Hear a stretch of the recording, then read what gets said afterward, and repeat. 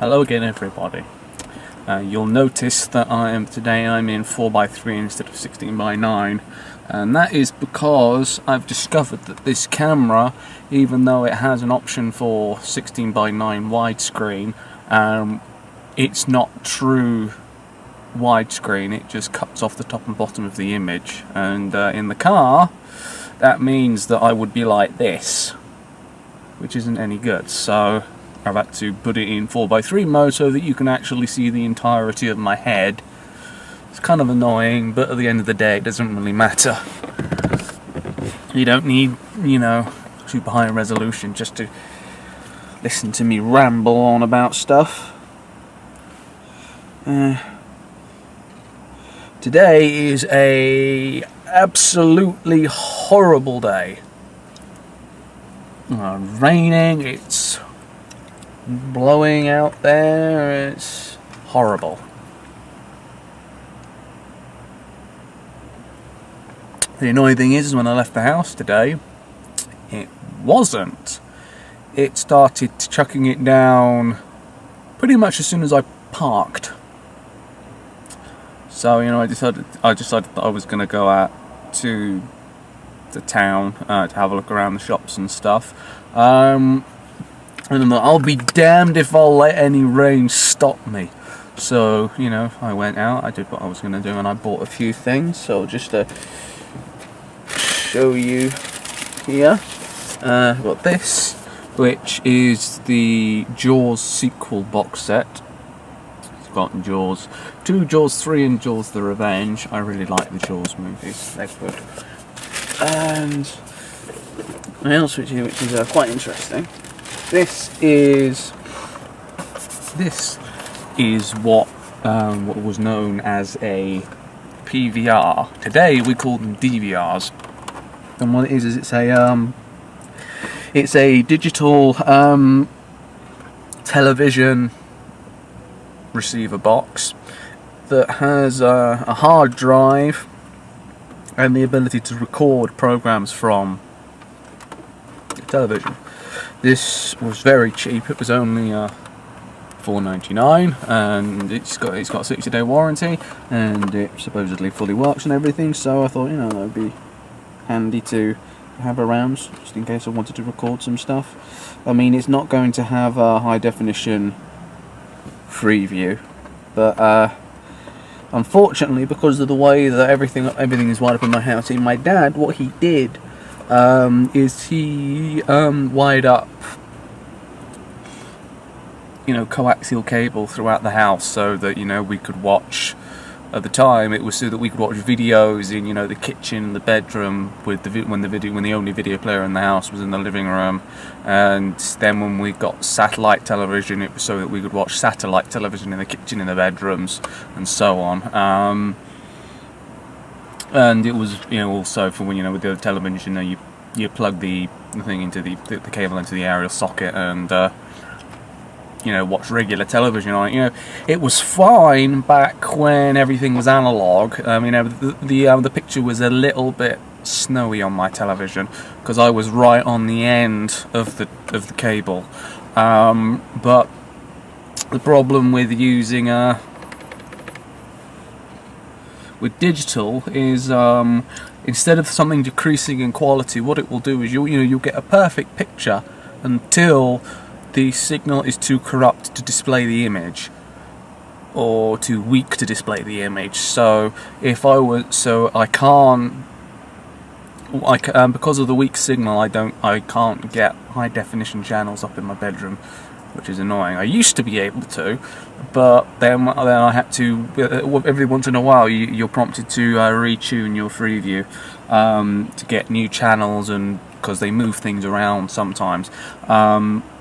And one day I did that and I lost my high definition channels, which was annoying. But yeah, I barely use it in my room anyway, just for watching the news sometimes. And yeah, so I could just about watch HD when I had HD, but because now I can't get HD, which is annoying, as I said. But the stupid thing is there's too many things plugged into the cabling in the house. It was like I said, it was much less of a problem back when it was all analog, because it would just mean that you would get slightly degraded picture quality, which was still perfectly watchable. But if I had my television plugged in upstairs, watching television in the kitchen, you had the snow on the screen, and it was a bit staticky at times. So I'd have to unplug my television when I wasn't watching television, so that you'd still get the full signal strength in the kitchen. And now, because of the way the nature of the digital signal, if I have my television plugged in upstairs, then the free view in the kitchen is unwatchable, which is frankly ridiculous.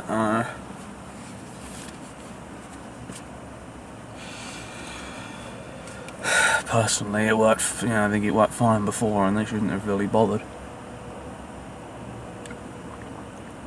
At least keep broadcasting analog terrestrial.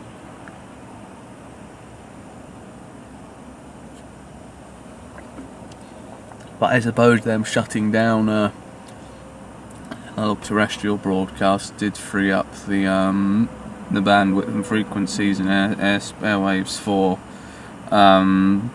4G phone data. So at the end of the day, it was kind of what it was worth doing, but it just means that some people struggle to watch television these days. Blimey, I went on a bit of a ramble there. I'm very tired today. I fell asleep sometime after 1:30, and I woke up at 4:30. Couldn't get back to sleep, so I only got at most 3 hours of sleep, at most. So I'm feeling a bit weak.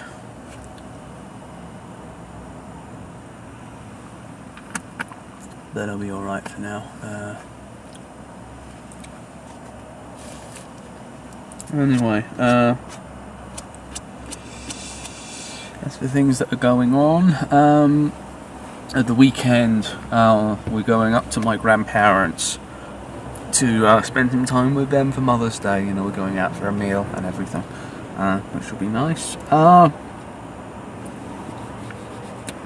Now, something that's been going on in America at the moment is the primary voting for to determine who's going to be the presidential candidate for each party.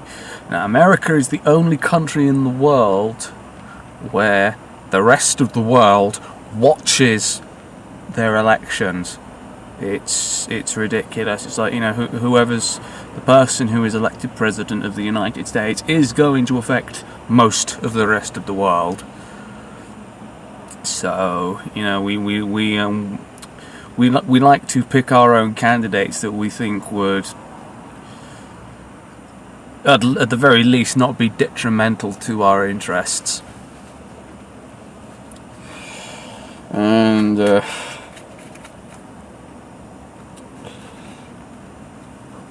oh boy, there's definitely some colourful characters campaigning for candidacy. I'm not sure what Donald Trump's view on this is, but all of the other Republican candidates are vehemently homophobic, or if not outright homophobic, anti-gay. Ted Cruz, who's the party favourite, but not the favourite of the people. He basically wants. Well, he says that businesses should be able to fire employees because they're gay, or if the boss even suspects that they're gay, which is fucking ridiculous. And then you got the xenophobia and the racism and the transphobia and all of that horrible shit. For God's sake, guys, you're a first world country. You should not be voting for people with those kind of views. It's just not acceptable in the modern world. You got bloody overly religious candidates.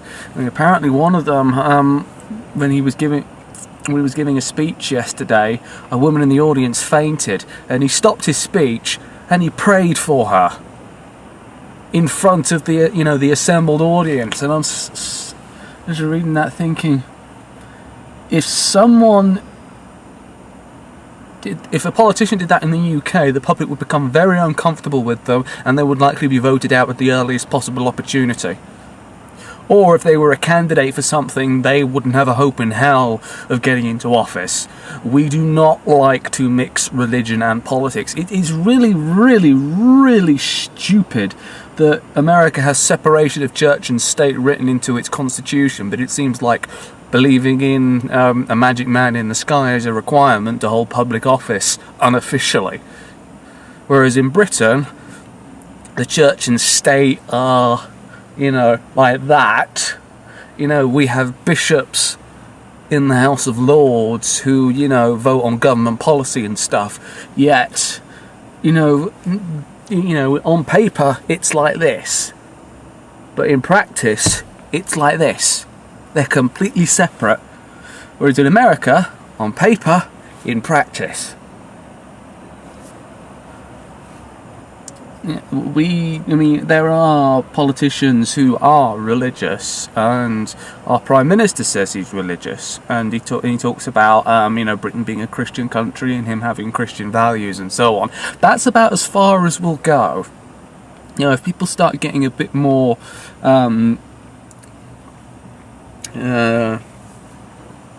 what's the best way to describe what I'm thinking here? If someone gets a bit more vehement, perhaps, about their religion, then it's like, no, please, go. We don't want you. We've decided that we do not want overly religious people deciding government policy, because at the end of the day, a fair amount of them will vote with, the Bible in mind, rather than,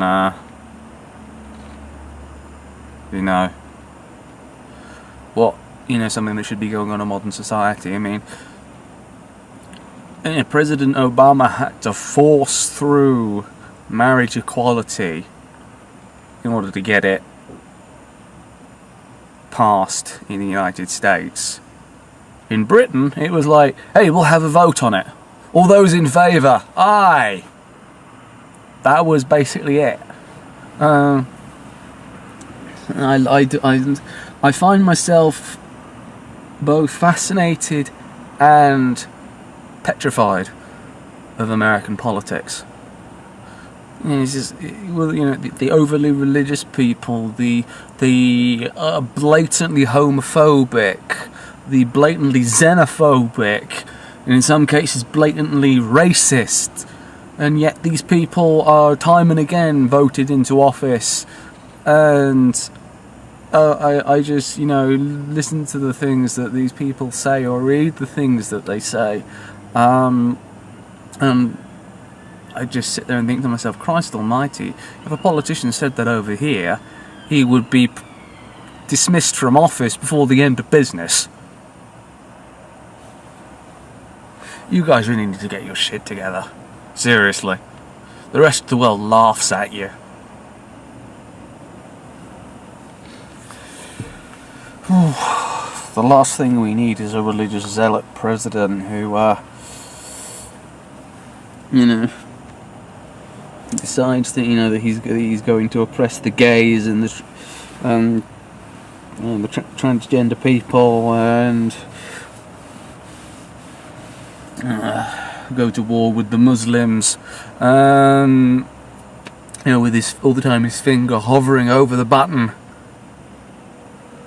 the button that could bring about nuclear holocaust, and the rest of the world just sitting there looking at him like, oh God, please don't fucking do it. Please don't fucking do it.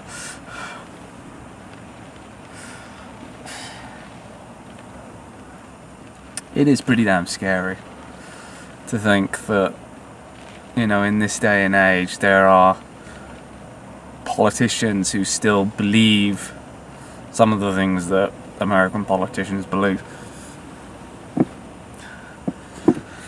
A lot of the time, they fucking practice what they preach as well. You know that they push through homophobic policies and all of that stuff. And then you got the likes of Bernie Sanders, who, when he was mayor of Burlington, Vermont, in the 1980s, he made it the most LGBT-friendly city in the country. A man who marched with Martin Luther King in the 1960s, who was, beaten and arrested by police for supporting equal rights. A man who was consistently voted time and again for, pro-equality, pro-women, pro-gay policies. And he says that that he wants to bring about a bit of economic equality and protect people who are often attacked even by the government. And people view him as a radical. And all he wants to do is make the United States a better place for its citizens. It's ridiculous. I mean, yeah, he is a socialist, but Christ, I'd rather have a socialist than some of these right-wing, ultra-conservative bastards that you've got in the Republican Party. And then there's Donald Trump. Honestly, Donald Trump's a bit of a wild card.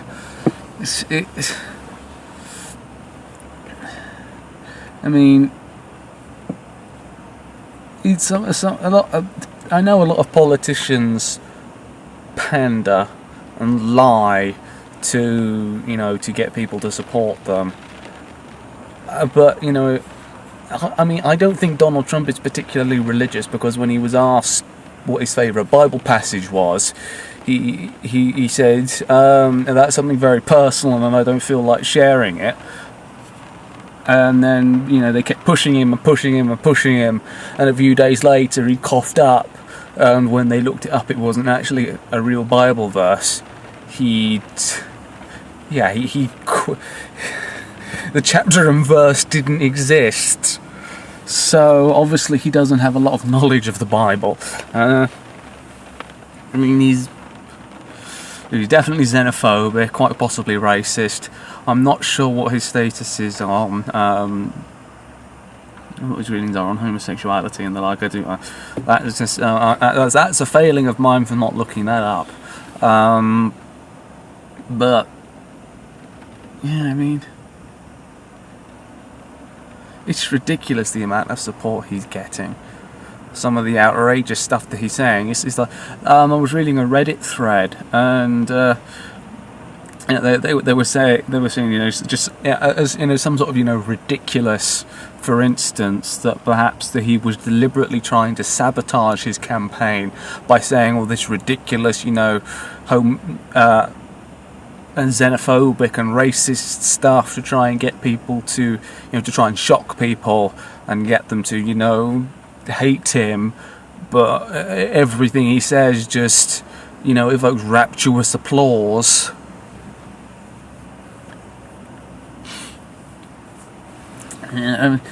Part of me would like to see what a Trump presidency would be like. The morbid curiosity, the sort of morbid curiosity where you want to watch something burn just to see what would happen. But personally, if I could choose who was going to be the next president, I'd pick Bernie Sanders, because he seems like a genuinely caring guy, and he does seem to have the best interest of the citizenry at heart, rather than the people who lobby him. I mean, Hillary Clinton's all right, but it's like, if she wasn't a woman, she wouldn't have as much support as she does. It's because she's a woman, and people consider, a woman being president as progressive. And then, of course, the women who support her because she's a woman. But someone was saying, I read a little while ago, it's like, America is, well, at least I would say, women and ethnic minorities in America are tired of having the country run by old white guys. And then you've got Hillary, who's a woman, but a lot of her policies are like the sort of policies that, old white guys would support. And then there's Bernie Sanders, who is literally an old white guy, but he's the most progressive person out of the lot of them. It's kind of silly, really. But yeah, personally, I don't think Bernie has enough support to get it. I mean, he's not the favourite of the establishment. That's Hillary. The establishment want Hillary to win. The people want Bernie to win.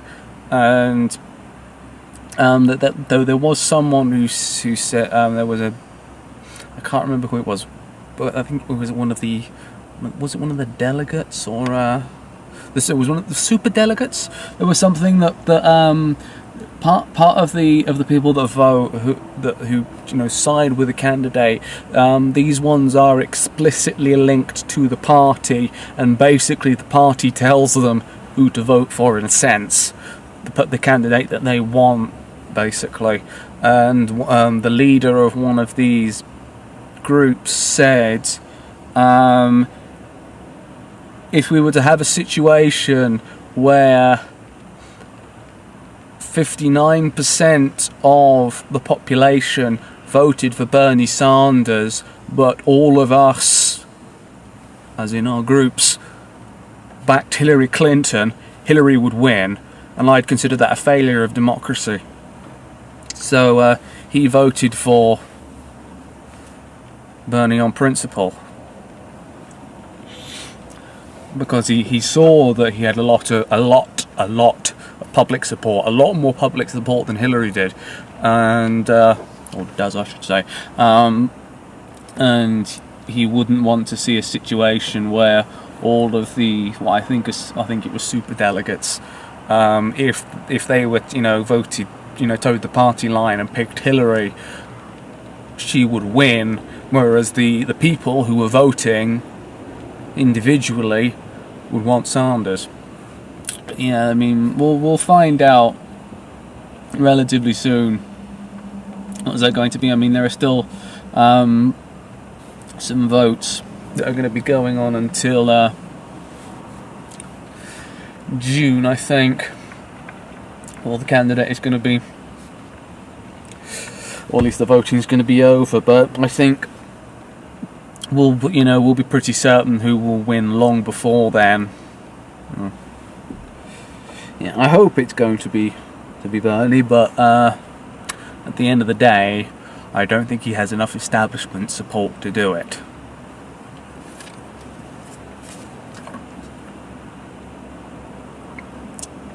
And then you've got the way that our system works, where the leader of the largest party is the leader of the country. That's it. They decide internally who's going to be the leader of the party, and it's someone who inspires confidence in the public. That's the person that they choose, and they have internal voting, and it's basically the number of people in the party who most agree with a particular candidate in views of, because they also have to take into account the views of their constituents as well, and they basically just vote for the leader amongst themselves, and then whichever the largest party is, the leader of that party is the leader of the country. Makes perfect sense, not confusing at all, and it doesn't it leaves out the possibility of some stupid situation where when trying to decide a candidate for leader of the country, the majority of the population vote for one person, but the party establishment vote for another person, and the other person gets in.